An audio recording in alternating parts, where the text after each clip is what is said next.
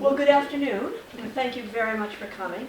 My name is Kathy Dowling, and I am on the board at the Council of Aging, and also I'm chairing a committee that's really focusing all of our attention on housing, the housing needs in Duxbury.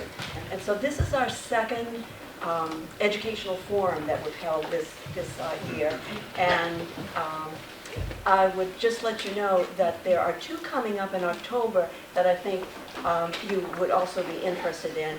One is on an elder law attorney will be here in late October and really talking about all the pesky issues that are involved with sharing space with family. And then the other is on accessory dwelling units, which I know people are very interested in. And that gentleman was here at a committee meeting this morning, and it was an excellent presentation, lots of great information. So if you can make plans to attend either of those, I think you'll find those very, very helpful. So today we're really lucky to have, I think very lucky, to have Christine Daly here, who has been involved in real estate for over 25 years in Duxbury. She works for Ravis. She's very, very knowledgeable about all things real estate in terms of everything that you need to know from the time that you're kind of thinking about putting your house on the market and some of the decisions that go along with that. So, without any delay, I will turn it over to Christine. Okay. Thank you, everyone, and thanks for making the time to come listen to my presentation. In the packet that you have, there's a copy of the things we're going to go over today. So, if you're interested in taking notes, feel free. And then there's also a handout, which is a little bit about myself. Just to kind of back up a little bit on what Kathy said, I moved to Duxbury with my family when I was 5.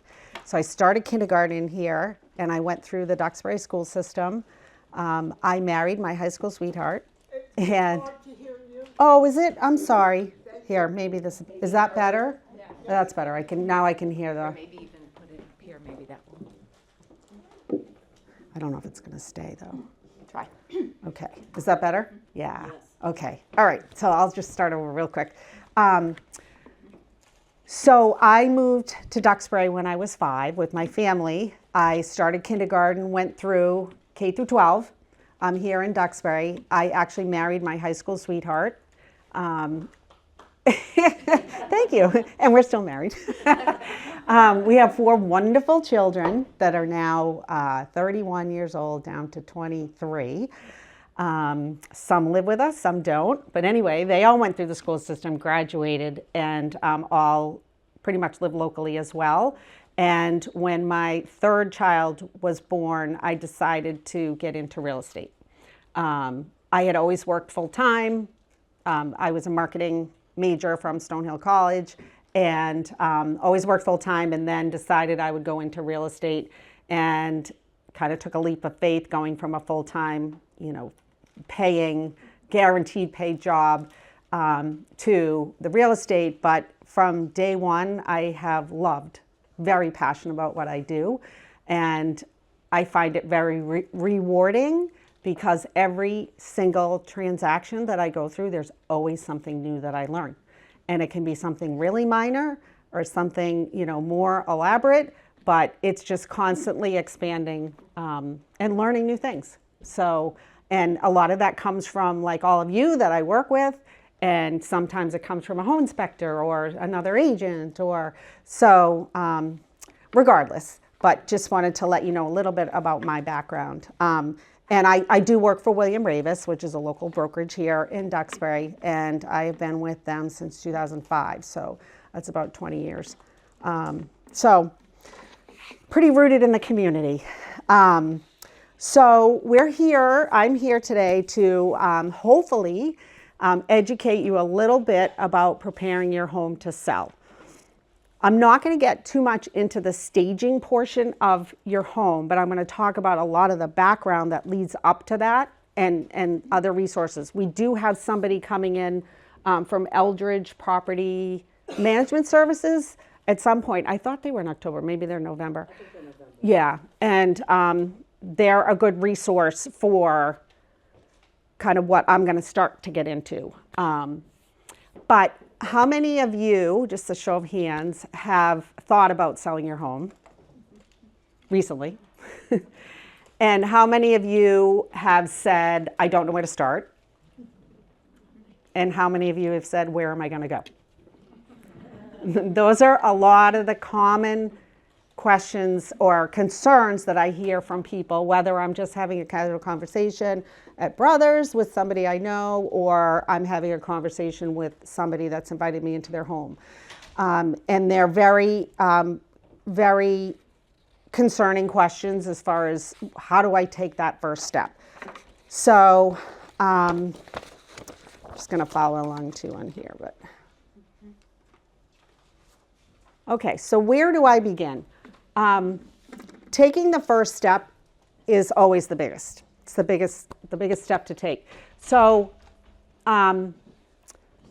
it's really important to talk to relatives, talk to somebody that you trust, that you can feel like you can confide in, a family member, a friend.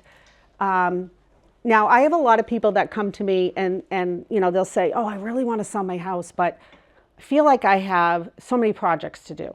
Like, I feel like I want to do this or I want to do that. And I'm like, and I say to them, look, people feel like when they call a real estate agent that it's like, oh my God, they're going to come into my house and they're going to rip it apart and they're going to tell me all these things that I need to know because I'm watching HGTV and my house has to look like an HGTV home to put it on the market.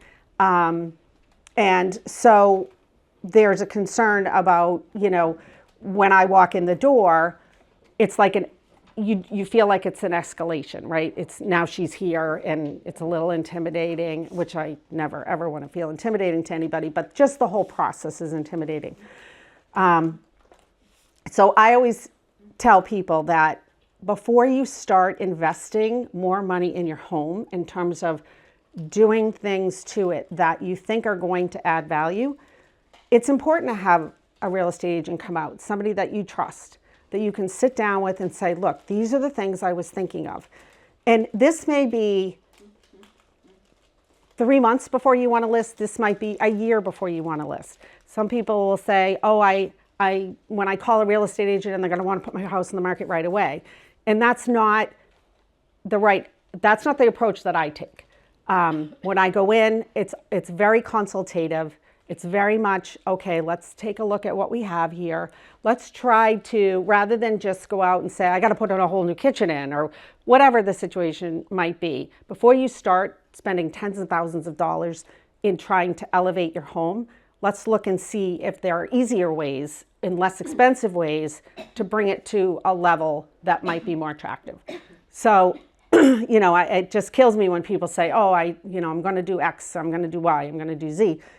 But it's really important that you maybe get on board with somebody who's in the real estate business and get their opinion. Because sometimes it's best just to say, you know what, let's just leave it like it is. Let's just, declutter a little bit and move some things around and do a little bit of staging. And every home is different. So don't pigeonhole yourself into thinking that you definitely have to do some extensive renovation so it looks like the houses that are on HGTV. Because, not every house is going to look like that, and it doesn't. So it's important to think about somebody that you can talk to.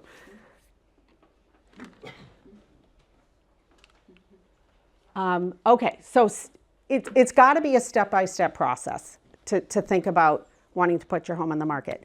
If you sit back and you go, oh my gosh, look at my house. I have to do, it's overwhelming, very overwhelming. So you have to look at it and step by step and say, okay. And that's where I come in and help out. I help people. I have an 89-year-old woman who who we're in the process of selling her home now.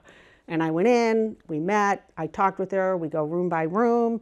It's important just to take it a little piece at a time. set a goal for yourself, right? And I go through and I say, okay, in this room, and I'll tag stuff. I'll put little stickies on it and say, let's put this in a box. Make 3 piles for yourself. One is, I'm going to take one pile and put it here.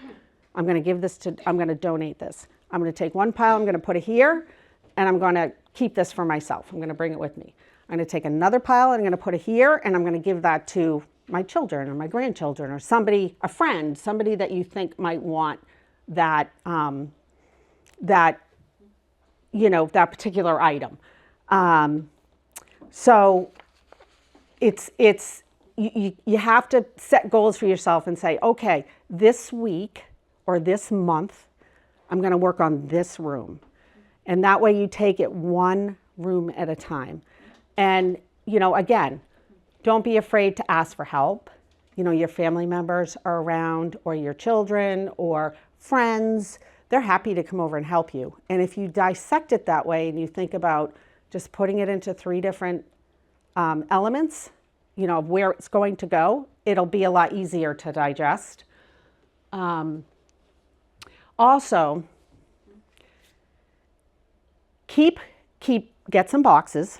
You can go buy boxes. You can go to the supermarket. They have great boxes. If you go down to the, like the meat department, deli department, they have ones with handles on them, which are great to have. But be resourceful. You can buy them. You can go to the supermarkets are always throwing tons of boxes away. Get yourself some packing tape. Get yourself a couple black markers and some packing paper, and keep those out.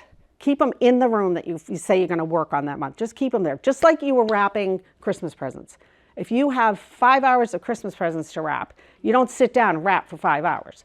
So, but you always keep your wrapping paper and your scissors and your tape, and you kind of keep it all together so that when you have an hour, you can go and wrap a few presents. So think of it like that. You can go into this room and you can have everything at your disposal, because it's like, oh, now I got to go downstairs and I got to bring up boxes and I got to bring up the.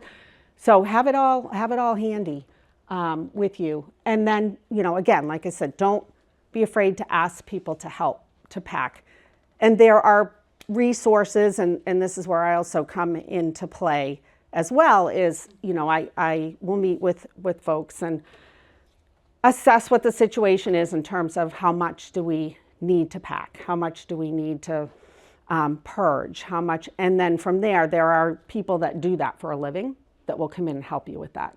So, don't be afraid. And this is the thing too, is it's part of all of the resources that I have in terms of, being able to say, okay, we need a dumpster. Okay, we need, somebody that's going to help us pack. So those are, it's part of my job. It's not just walking into a house, opening a door and saying, this is the living room and this is the kitchen and this is the dining room. That's obviously evident. But there's a lot more that is involved in, being what I consider to be a good real estate agent.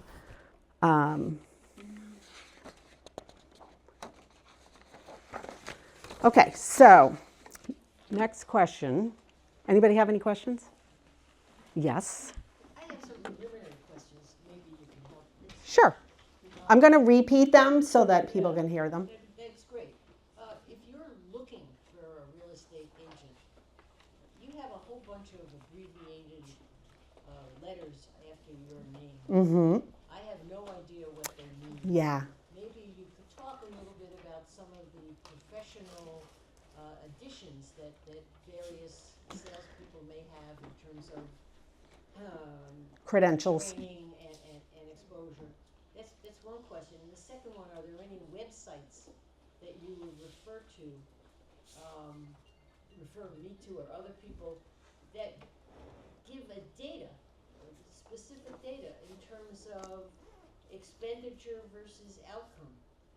That if you do this and it costs this amount, there must be statistics as to the likelihood it will increase the price or reduce the number of days on market, something other than just a feel. Sure. Okay, so first question was the initials next to realtors' names. So there are several different areas that you can be certified beyond being a real estate agent. So to be a real estate agent, you have to take a class. The class is now, they've expanded the number of hours for the class. Now, this is just to be an agent, not a broker. There's a difference between a real estate agent and a real estate broker.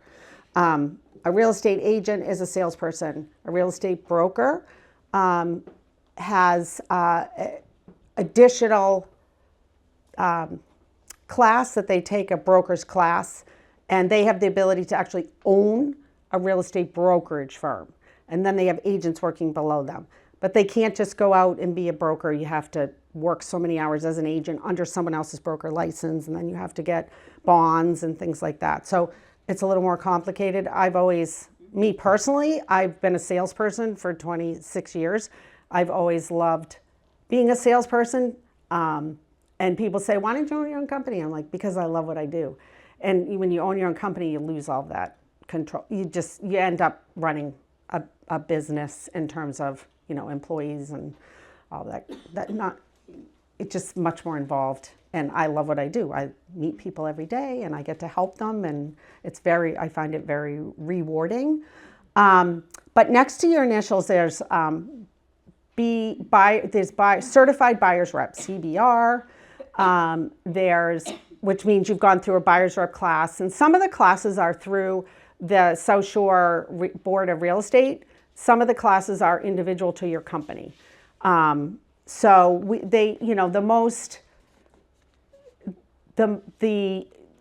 GRI, which is Graduate Resource. I forget exactly what the initials are for. GRI is a class that's offered through the South Shore Real Estate. There's one for, there's so many of them. There's so many different initials. But I mean, honestly, those are great in terms of the buyer's rep is big, because back when I started in this business, every real estate agent, whether you were working for a seller to sell their home, listing their home, or you were working with buyers and walking around and showing them homes, everybody worked for the seller. Even though my relationship was with a buyer, we all worked for the seller. And so it didn't make sense. So it started in California and it worked its way all the way to the East Coast. Buyer agency representation did. So now that's mandatory, really. They put things into place now where if you're a buyer, you have to have a buyer's agent contract in place with a realtor to do that, to be looking at homes, unless you walk into open houses, which is definitely a possibility too. But you're not going to have any buyer's agent representation. So I hope that answer, I know it's really kind of a vague answer, but if you look at mine, what do I have here? Luxury property specialist, that's a William Ravis LPI luxury property. So I've sold several luxury properties. There's certain criteria that you have to do to get designated as that. Also, I'm on the internet response team, which is IRT, which is another thing that, we have a corporate headquarters in Connecticut. We are a locally owned company. So people will go on our website and they'll go through the Connecticut call center, and then they send these calls out to agents that have been trained to be responsive on their cell phones and call people back. Last night I got one at 10:18 last night. So, because people are on their computers all night long. So does that answer? Well, and in terms of the websites for Oh, yeah. In terms of the website, so that's a little trickier. And part of my job is that information that you're looking for, the statistics. And I have resources that are within certain areas that maybe real estate agents only have access to. But you could go on Zillow. Here's the thing, tons of people go on Zillow, and Zillow will say, your house is worth $900,000. The only thing I caution you about, because I go into appointments and people are like, well, Zillow says my house is worth $900,000.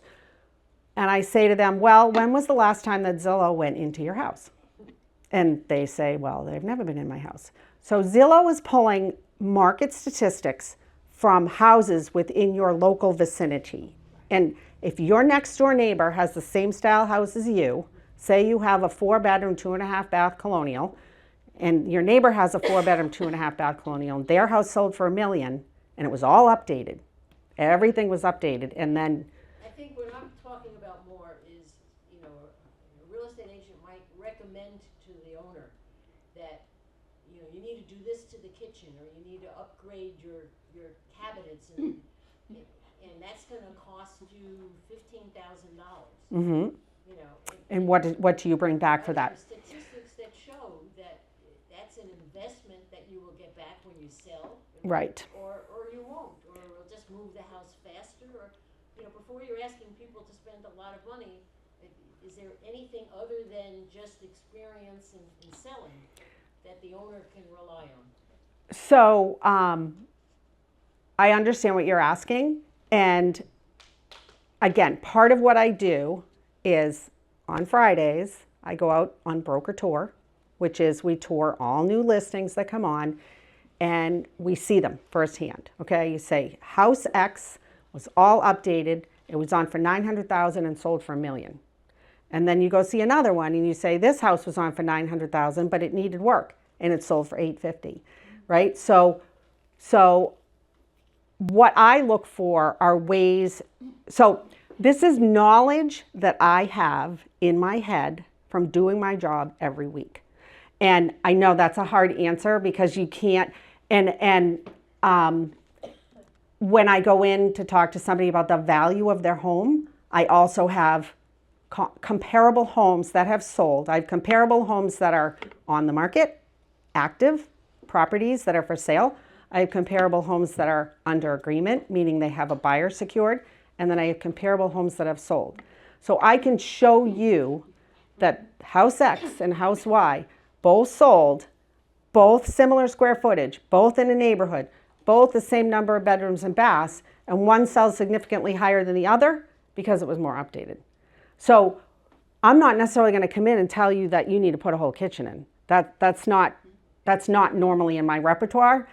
But I may come in and say, hey, pink goes a long way, right? So you can take your nice pine wood cabinets that are stained, and we can get a painter in here for $2,000 and paint them white, and your kitchen's going to look totally different. So there are ways, you know, again, I'm trying to minimize your cost. Uh-oh. I'm trying to minimize your cost. What's that? That's what you're planning? But, you know, you change your knobs, you paint your cabinets, you can change your countertops, and you have a whole new kitchen, you know?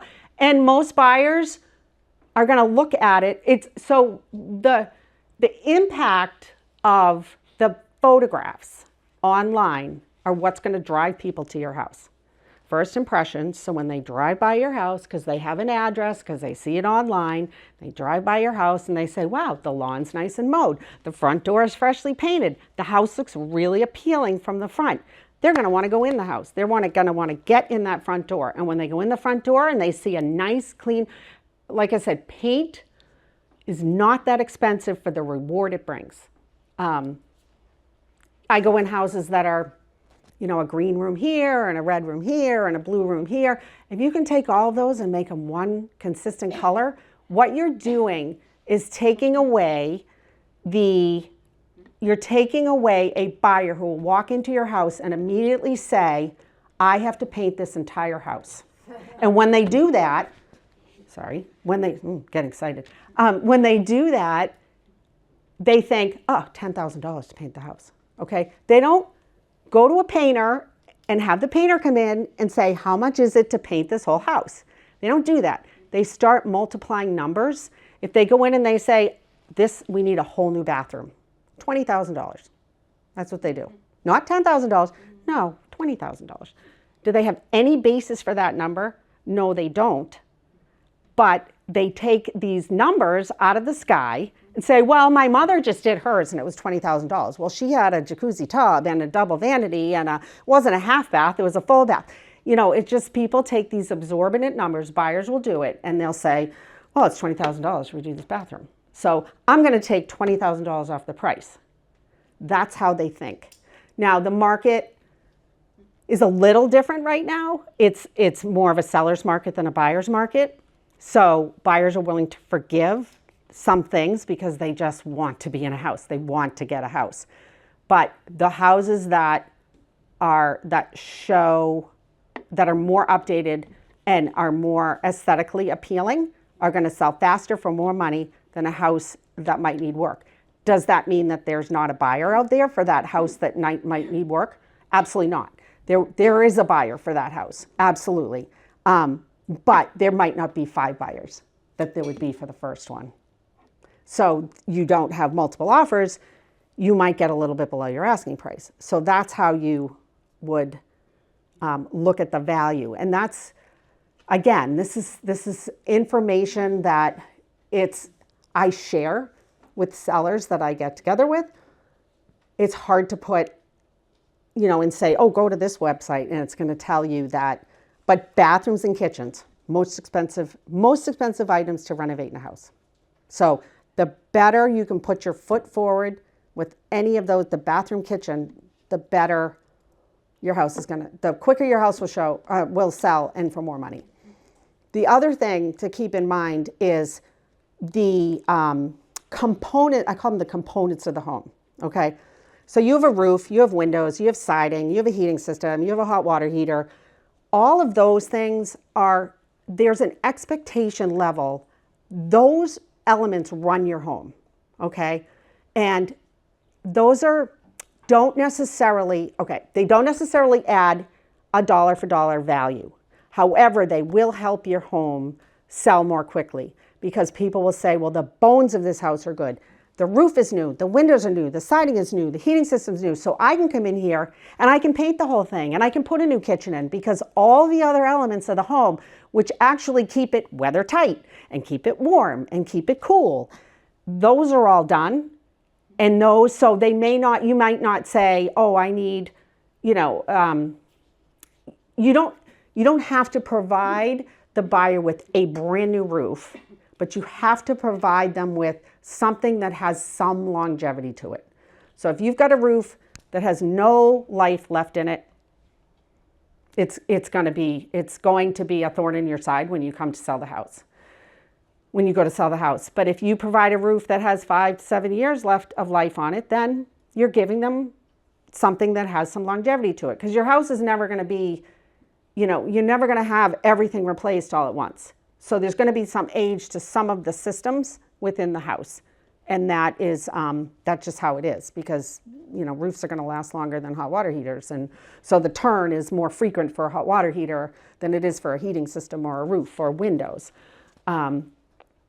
So those are different than new kitchens and new baths and more of the visual type things. Does that help? Very. Okay, good. Okay, so the next question is, where am I going to go? So many people say, well, I'm in my house. My house is too big, but if I sell my house for $1 million, I can't find anything that's going to be $600,000 because when I move and I downsize, I want to downsize in space and I want to downsize financially. I want to be able to pull some money out. And we're in a town that's tough because the value of the land is so high that the lower you go price-wise, the tougher it is to find something. So that's a common question, but the best thing that you can do for yourself is, talk to a family member, talk to a friend, talk to a real estate agent, find out what's out there. Because like myself, so I'm on this great committee and I'm learning about some options that the town is looking at in order to build more affordable housing for people. So you have to find somebody who's connected with what's going on in the town and what's coming up. I'm always ears to the ground. People will come to me and say, I'm looking for this, this, and this. And I've been in the business for so long that I'll drive around and I'm like, that would be a great house. Do I know who lives there? I don't know if I do. Should I write them a letter? Maybe I'll write them a letter. Like, anybody can just wait and watch for something to come on MLS and then say, oh, and then 10 other people are looking at it too. But like, I take steps to try to find something, for people, somewhere for people to go. The other thing that I think is really a great option for people that are looking and don't really know what they want is to look at open houses. Go to open houses. Information is knowledge. The more you can see, because you'll go, oh, I never wanted to live there. I don't want to live in, a building with condos in it. And then you go in there and you're like, wow, this isn't bad. You need to explore what your options are, because how do you know? How do you know without looking at them? Go visit them. Don't be afraid. The real estate agents are pretty nice.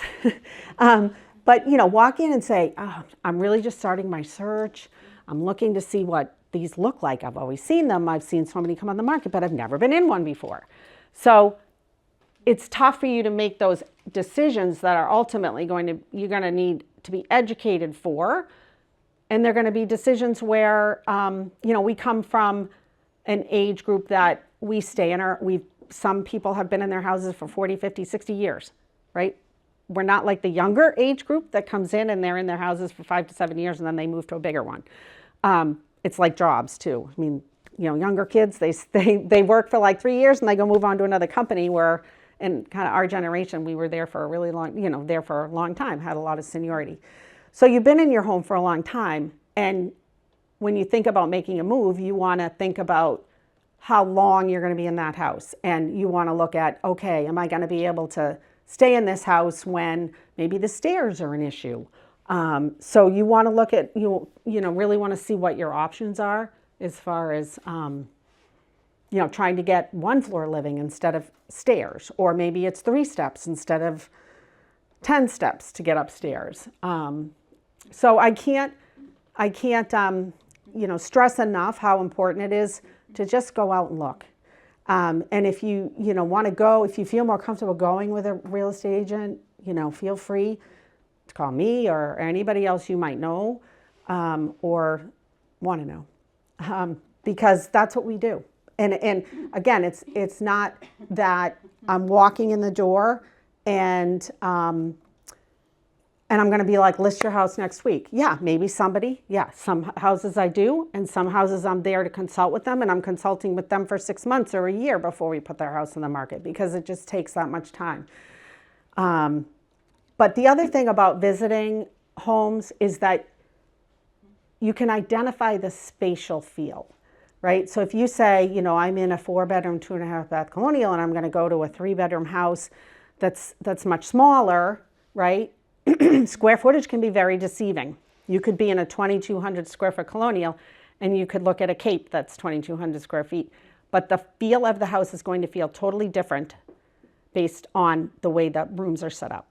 So more modern building is going to have more open space. So it's going to feel bigger than a house that maybe has a living room, dining room, family and kitchen, 4 bedrooms, a square upstairs. So, getting out and visiting the houses is really important, because you'll get a better feel for the space. And I tell people, don't judge it. Some people will say, well, we don't want any less than 2,000 square feet. And I'll say, well, why? Because 2,000 square feet, we're in 2,500 and we don't want to go below 2,000.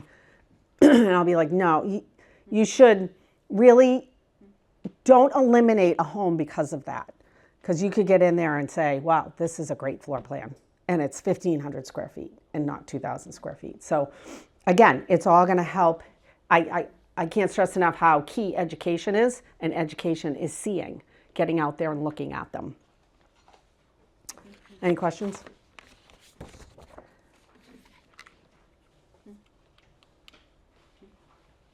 Okay, now interviewing a partner. I talked a lot about myself, because I know myself and I know how compassionate I am, and how patient I am, and how understanding I am, and how knowledgeable I am. So I feel like I bring a lot to the table when I sit down with someone. But, you know, some people say there's a rule. Oh, you have to call 3 realtors in. Well, you're going to get 3 different opinions. Some of them may overlap a little bit. There's no harm in doing that. But where if you have 3 agents come in, which is fine, and they each do a market analysis on your house, we should be all looking at the same comparable sales. But somebody maybe sells real estate part-time and they're not out there on Fridays looking at broker tours. So they're not going to be quite as educated in terms of the comparisons that they're looking at. So that is something to pick up on. So, you know, that's totally up to you. You can call 8 different realtors and get 8 different opinions, or, you know, but there's one thing to remember is when someone's pricing your home, and I say to my sellers that I go and talk about, I said, pricing your home is usually your biggest asset, right? And pricing your home is not me coming in there and saying, you have to price your house for $800,000. That's not how I work. I go in and I say, your house is your largest asset. My job is to sit with you and show you what I am looking at. I want to educate you on what I know based on what I do every single day of the week. And that is to look at the comparables and say, okay, I want you to see this house and this house and this house. And once we're done going through these houses, you can see that your house falls in this slot. So it's between this price and this price. And then we come up with what we think is a mutually agreeable price. I always have a range. I have a range in my head. I probably have a range on paper. But I want you to see that same range. And that's what my job is when I sit down with you, is to educate you on what I'm seeing. And I bring in as many pictures as I can of the comparables so that you can see what I see every single day.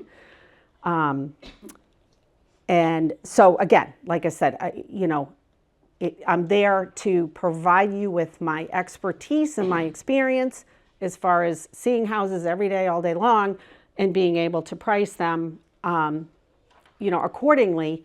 But I also want you to see that and be in agreement. And then, there are plenty of agents out there. And you may have friends that have worked with an agent or a family member that's worked with an agent. So don't hesitate to ask them, who did you use? What did you think? Because, we always post testimonials online. And usually if it was a bad experience, you're not going to post a bad experience online. So, you see testimonials all over the place, and it's great. It's good. People took the time to fill them out, which is very nice. And I appreciate that a lot. But, honestly, don't be afraid to ask people. What did you think? How were they? Were they available? That's the other thing is too, communication is key in real estate, because if somebody goes dark, it's worrisome. And I never want that to happen. So if I can't answer a call, I'm like, call you right back. Just so that you know that you're on my radar. So that's another key thing. So, again, don't be afraid to ask people. Just because you call a real estate agent in should not mean that they're going to be like, oh, we have to list this next week, and send you in this tizzy to try to get the house ready. It has to be ready. It has to be presented at 100% before you put it on the market. When you put it on the market, all the pictures have to be done. You don't just put a front picture of the house and say more pictures to come. Nobody ever goes back and looks. So you've lost your one shot to expose your house to the market. So that's another pet peeve of mine. But Yes, I've never sold a house. What are the red flags that would warn you don't go with this real estate agent? Is there any red flags out there? I think that. Can you repeat that question? Oh, sure. Are there any red flags when you meet with a realtor that maybe you shouldn't use them? I would go with your gut. Now, selling your home, there's a lot of communication, a lot of working together in the initial phases, or all phases, I should say. But to get your home ready to go on the market, there's a lot of communication and a lot of working together. So you need to feel comfortable with whoever you choose. You need to trust that person, and you need to feel like this person is going to take care of me. Because like I said, this is your biggest asset, so you want to make sure that you're in the right hands. And that person's going to guide you through the process. I mean, that's what we do. We keep you on track. We keep the transaction on track through every step of the way. Keep you informed. Okay, today is a showing. Tomorrow is a home inspection. The next day we sign purchase and sale agreement. So it's constant communication. And if you don't feel comfortable with that person that you've chosen, it's going to be a long road, and it could be bumpy. You could get frustrated. So I would just go with your gut. And again, I would ask people, and see what their experience was like. Yeah, you're welcome. Again, are you a full-time real estate agent or are you a part-time real estate agent? There are a lot of people that come into the business that, their partner says, oh, well, the kids are all in school now, go find a job. And they say, oh, it'd be great to be a real estate agent.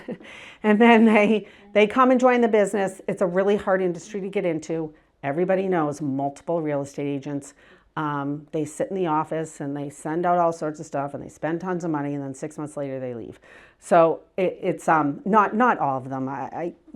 There's some that are really good that are newer to the business, but you want to definitely make sure you get somebody who's committed to the business and who's out in the market and they're seeing what's available on the market and what's happening in the town or the area or the South Shore, or whatever the area might be.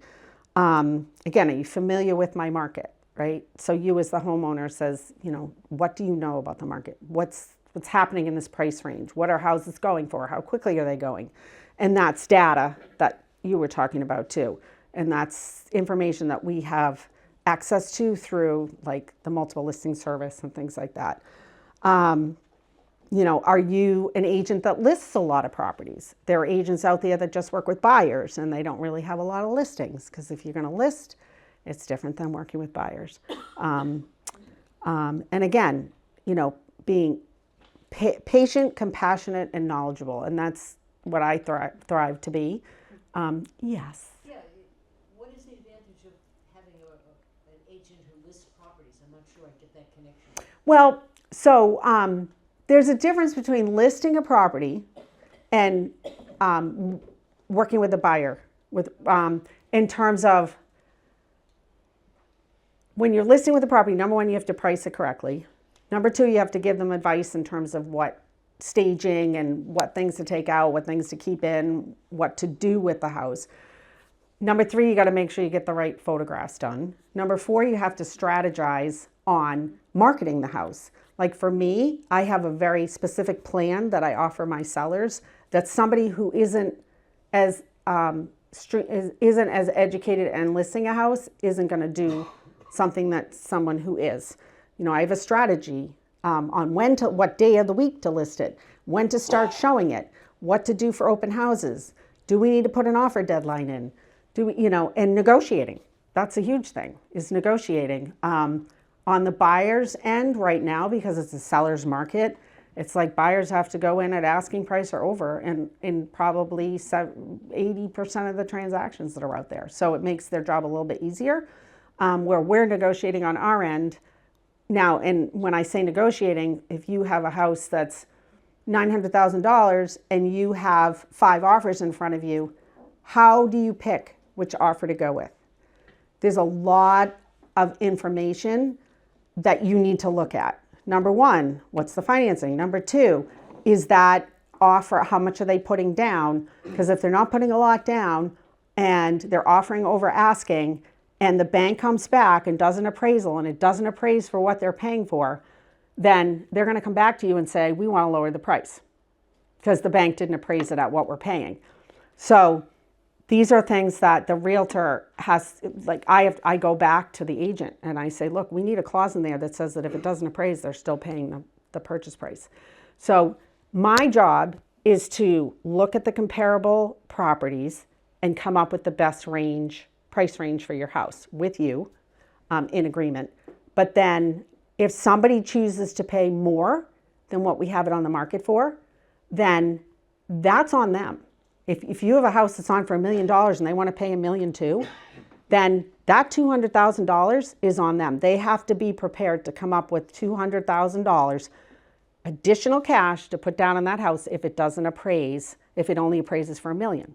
Because I said it's worth $1 million, because I looked at all the comps. And the appraiser's going to look at the same comps I'm looking at. And if they say it's only worth $1 million and they're saying we want to pay $1 million too, don't come back to us and say we only want to pay $1 million now. So there's a lot that goes on behind the scenes, and not everybody's aware of that until they're sitting there with 3 offers or 4 offers or 5 or whatever it is, and they have to make a decision on which one, and they're saying, which one, what do you think? And I say, well, this one is a concern about this, and this one, and maybe it's not the highest, but you want to do your best to avoid having to come back on the market, because then you have like a stigma. So, yes. What's your experience with selling homes that have solar? So the biggest thing, they are a bit of a, they're not really a, oh, I'm sorry. What's my experience with homes, selling homes with solar? So you can have solar in your home and you have a loan on it.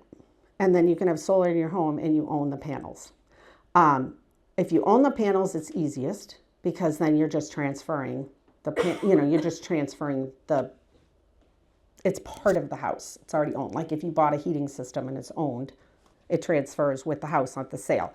If you owe money on it, then you need to disclose that to the buyer, that we owe money on it, the payment is X amount of dollars a month. Usually they'll ask you, like I'd go back to you and say, okay, what are you bringing in for electricity? What's your electric bill every month? So it kind of opens up a little bit of a different dynamic in terms of some people say, oh, what's their electric bill? What's their heating bill? Well, honestly, that's all relative to how you live in the house. If you have a newborn infant living in a house and you keep your heat at 75, your heating bill is going to be a lot higher than someone who moves in and keeps their heat at 68, right? So they're fine questions to ask, but they're not always relevant to how you're going to live in the house.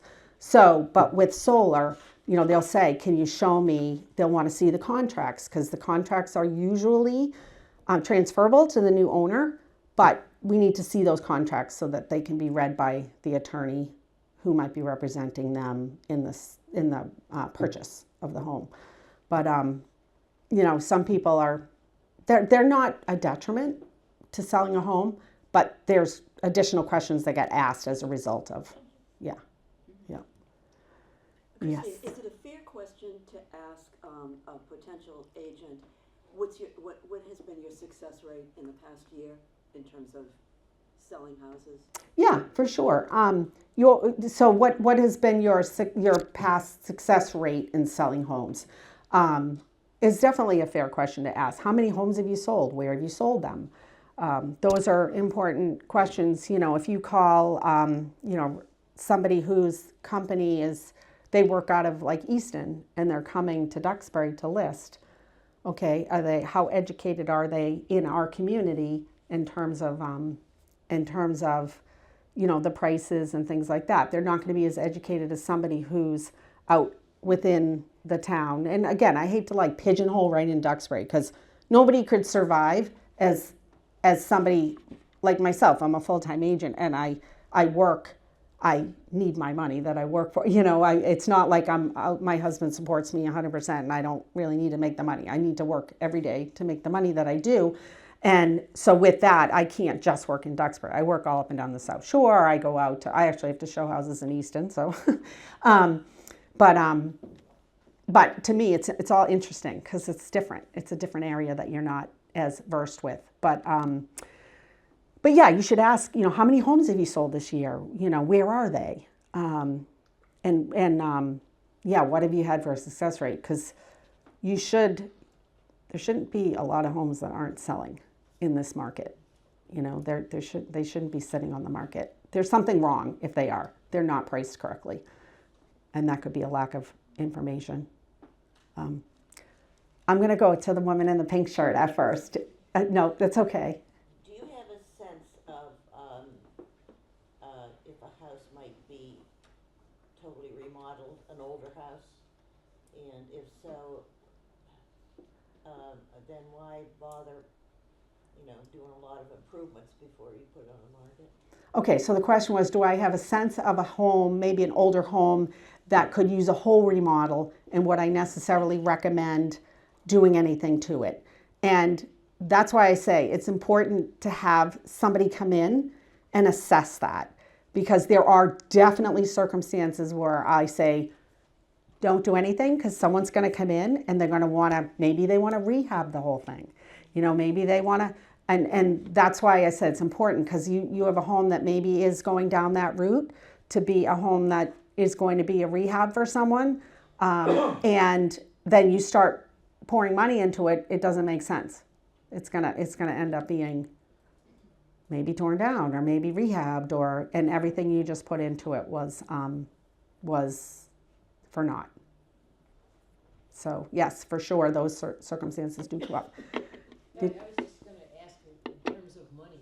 Mm-hmm. And the new law in terms of commission and splitting the commission, how is that working out, and what should the owner know? Okay, so commission is now, so what she's asking about is commission and the new law and things like that. So the way it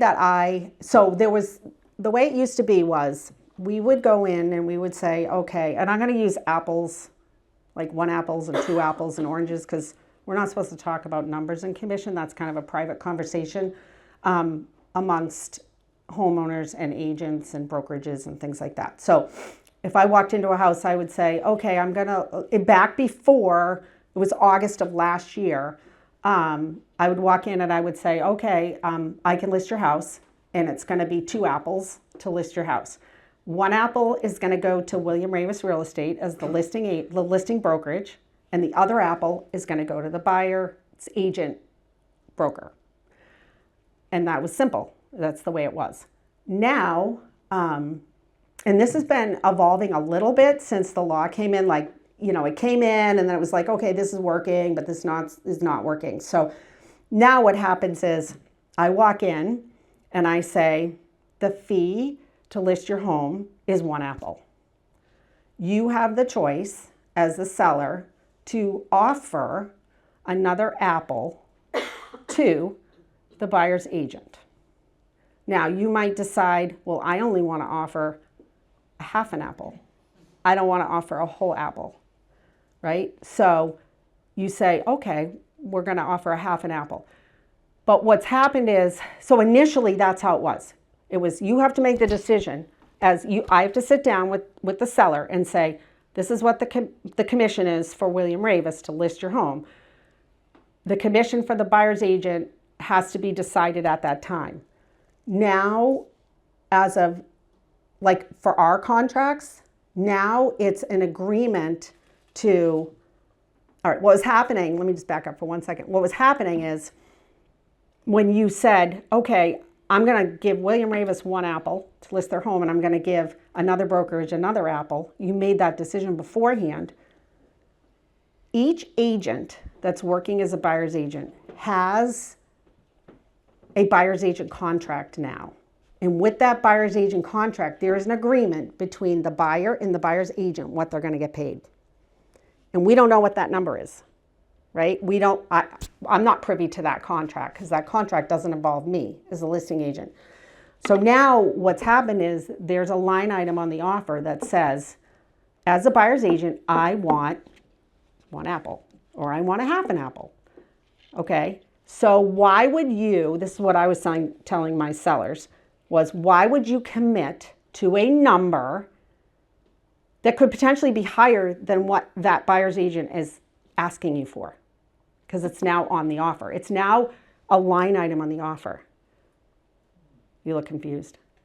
Wait, did I lose you? Is this in percentage? Are you talking the percentage? Yeah. Apple? Yeah.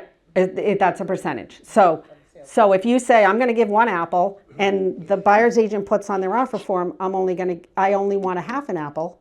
Well, you said you'd give them more than what they want. Well, why would you do that?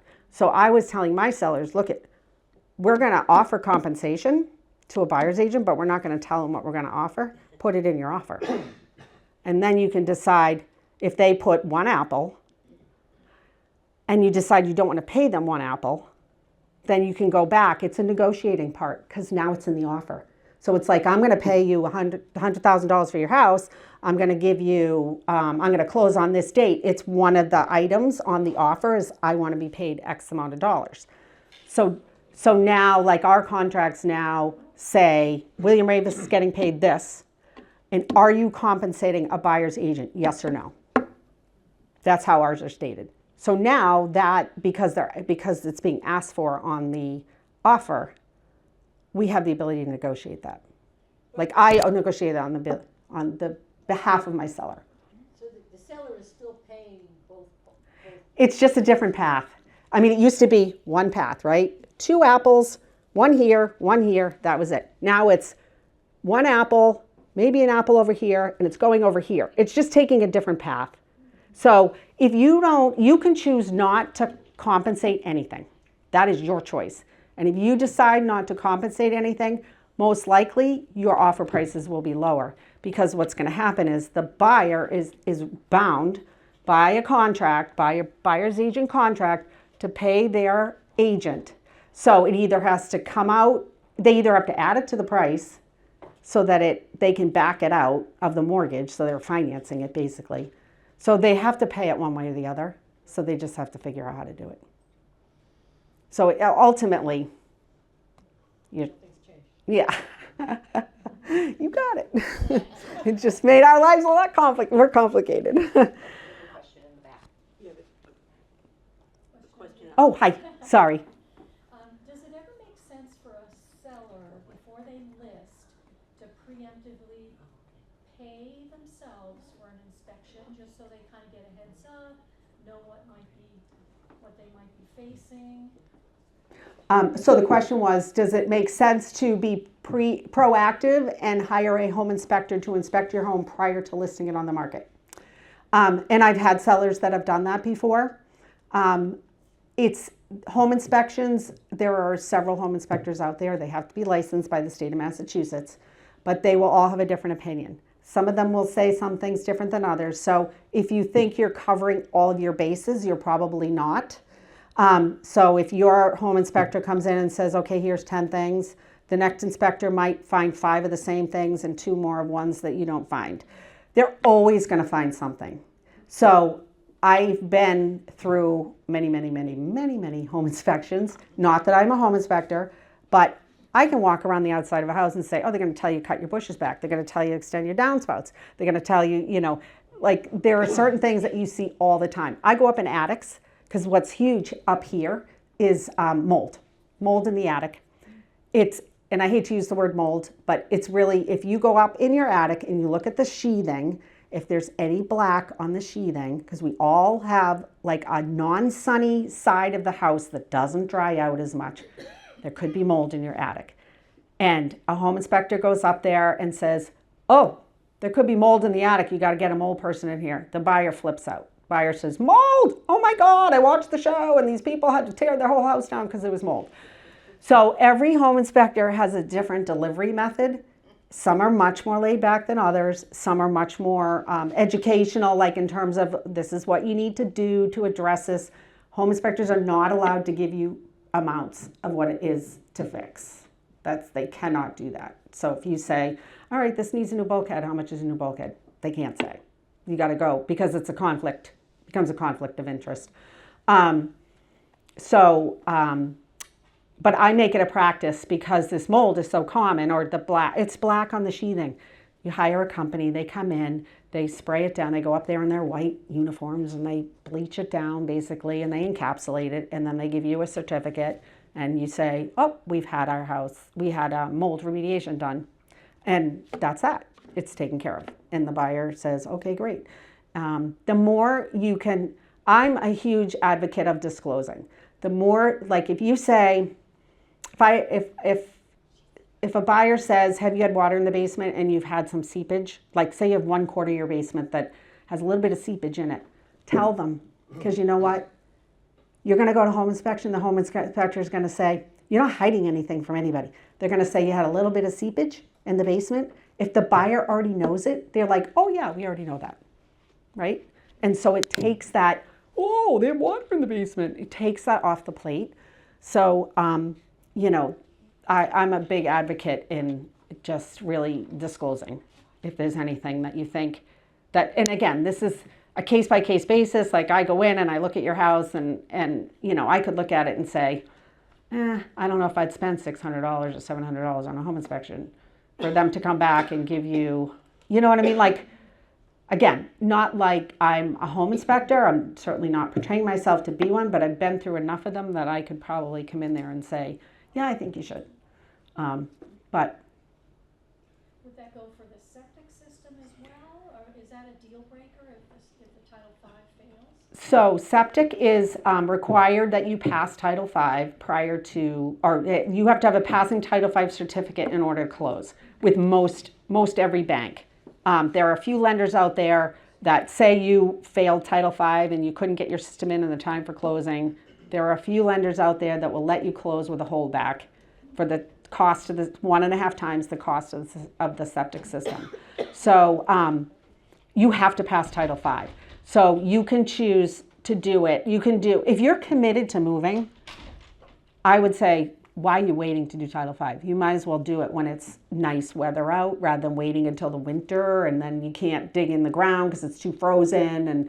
And because putting in a new septic system, it's your responsibility as the seller. If you don't do it, if you say, no, I want it to be the buyer's responsibility, you have limited your buyer pool so significantly that you're going to have a tough time getting a buyer that's going to be able to buy it without a septic because of the financing. So the Title V's are good for 2 years. They're good for 3 if you pump them every year within the year that you pumped it last year. So if you you got a Title V done and you pumped, one thing to remember, you cannot pump your system within 30 days of getting a Title V. So if you're thinking of getting a Title V, don't pump it first. Let them do the Title V. If they think they need to pump it to give you a passing Title V, they'll pump it then. But they need to see the whole thing working. And then, so say you have it pumped on July 15th, as long as you have it pumped July 14th of the next year and July 13th of the next year and July 12th, you could be good for 3 years. But you got to have those receipts. The companies that pump them are supposed to turn that into the Board of Health when they pump them, but they don't always do. Yes? Is there a one time of year that's better to list your house than another? So that's a good question. Is there one time of year that is better to list your house than another? So everybody likes to list the springtime. I always say, so I call it the early bird catches the worm. We have school vacation. It depends on what style house you have. If you have a house that's tailored towards maybe like, say it's 1 floor living, it kind of isn't as relevant to the time of the year. But if you have I use the term 4-bedroom, 2.5 bath colonial because we have a lot of them in Duxbury, or a 3-bedroom, 1.5 bath colonial, right? Where the house is really targeted towards a family to potentially buy it, a young couple that's going to increase their family or somebody that has a family. I usually say list it right after February vacation because the families go away. Families go away in February. And people go, February? I don't want to list in February. My flowers aren't blooming and my gardens aren't done. But it's the early bird catches the worm because the later you wait into the spring season, the more competition you'll have to list your house. There'll be more on the market. So that's my recommendation. But then, the market the typical market is January, people are out there looking. They come to a lot of open houses and they're looking and they might have to sell their house and they don't have their house in the market yet. And then they start looking and they say, oh, we really should get our house in the market. So late February, you list your house. You should have a pretty decent traffic flow given that time frame. And then typically after school gets out, it gets quiet. And again, it depends on what kind of house you have and what the target market is for it. If it's a 1-bedroom small house, the target market's going to change than it would be for a colonial.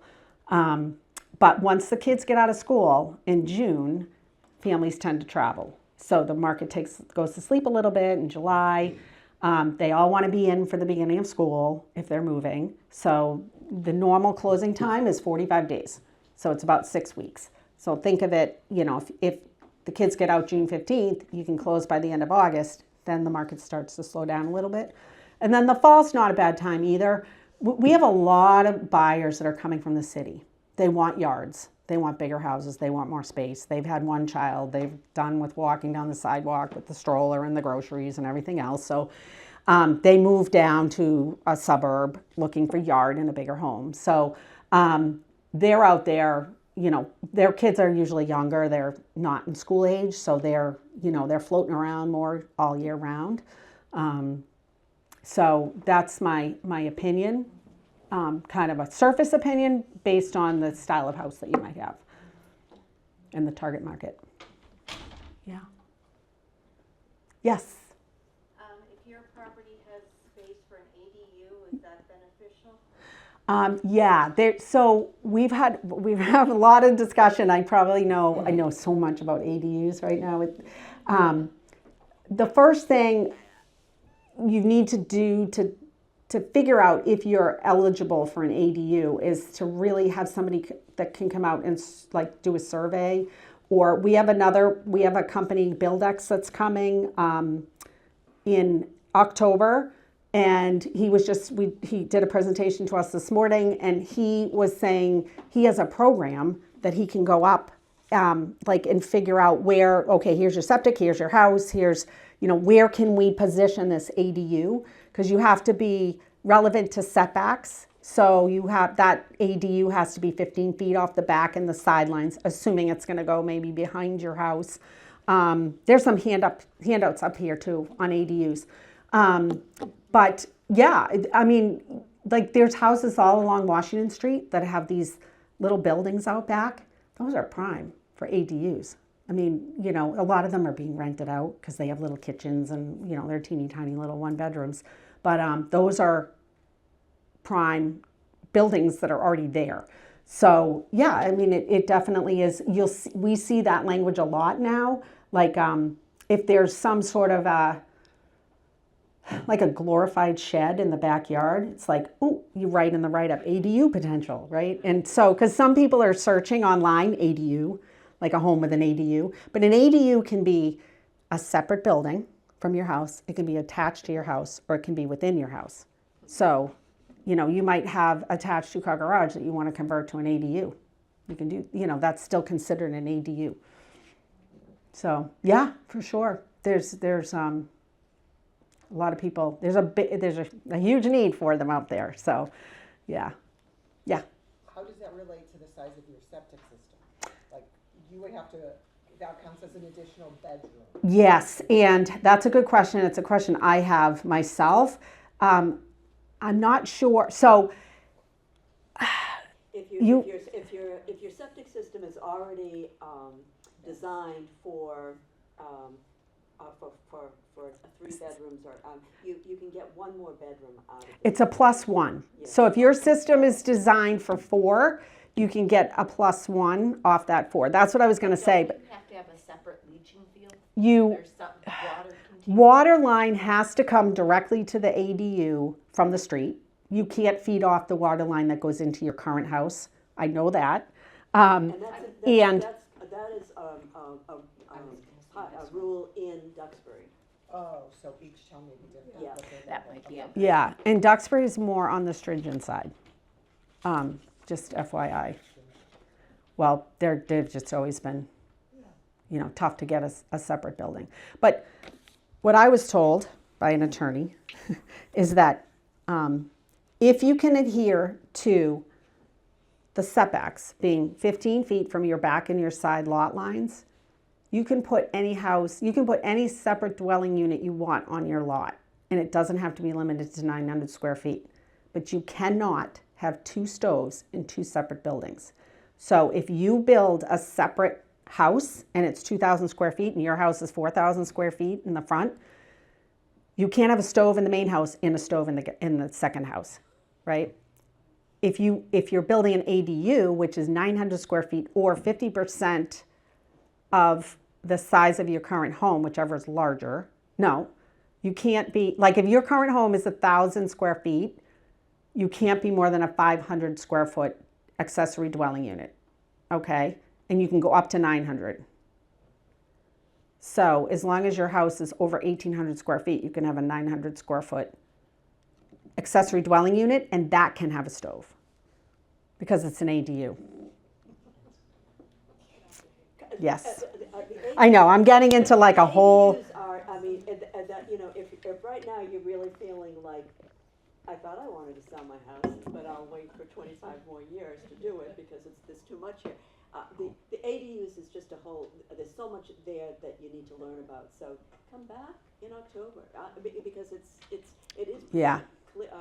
straightforward. But I think if we talk about it here, we'll mix up both of them. right. Right. Okay, anybody else have any other questions? So we were talking about, okay, page, yeah, just really feeling comfortable with whoever you choose as an agent. And then lastly, oh, see that? I missed that whole slide. There I am. Any questions? Again, don't feel like if you called me and you wanted my input on something that I'm going to be down your throat saying, let's list your house, let's list your house. Because that's part of my business, but it's not all of my business. A lot of my business is coaching people to get to that point. So, yeah. Thank So, you. you're very welcome. Thank you all for coming.